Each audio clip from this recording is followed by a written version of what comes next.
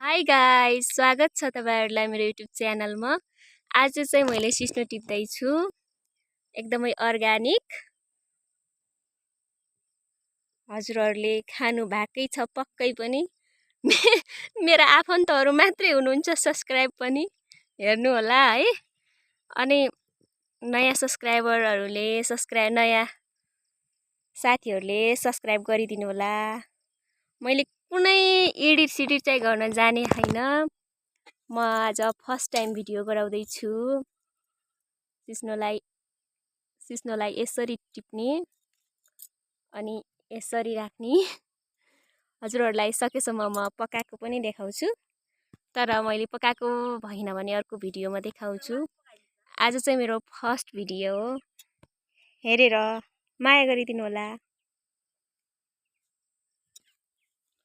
यसरी टिप्न पर्छ।